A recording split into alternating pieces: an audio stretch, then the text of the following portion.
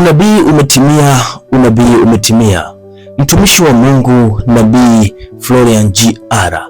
siku ya tarehe 22 mwezi wa 3 mwaka huu wa 2026 alitoa unabii siku ya Jumapili ya kuwa Mungu kamwonyesha juu ya ugonjwa utakaotokea na haswa katika magonjwa ya virusi, ambapo sasa hivi vyombo vya habari mbalimbali duniani vimeendelea kuripoti ugonjwa mpya wa virusi uliotokea katika maeneo ya huko Mexico kwenye meli ile ya kitalii. Nimekuwa nikitabiri hapa eruption ya baadhi ya magonjwa, kasi ya kusambaa kwa baadhi ya magonjwa kwenye mwaka huu, lakini Mungu akawa amenionyesha tena ni mlipuko wa magonjwa mbalimbali, sio gonjwa la aina moja, ni mlipuko. Nikawa naona ni mlipuko wa magonjwa na watu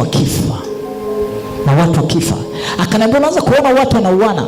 No, kuna magonjwa yanakuja kusambaratisha watu, kuna magonjwa yanakuja kuchukua maisha ya watu.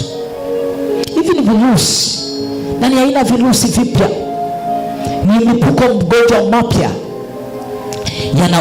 yanaenda kuua watu. Nataka tukaliombea taifa letu, nataka ukakatae wewe na familia yako, hamtakuwa waanga wa mlipuko wote wa magonjwa. Virusi hivi husababisha magonjwa mawili makuu. La kwanza ni Hantavirus Pulmonary Syndrome au HPS, ambalo huanza na dalili kama uchovu, homa na maumivu ya misuli, kisha kuendelea hadi matatizo ya kupumua, na lina kiwango cha vifo vya takriban 38%. Ugonjwa wa pili ni homa ya damu inayohusisha figo, unaojulikana kama HFRS, ambao ni mkali zaidi na unaweza kusababisha kushuka kwa shinikizo la damu. Na Mungu amejidhihirisha, ameendelea kuongea na mtumishi wake na nabii wake hapa Tanzania, Florian J.R.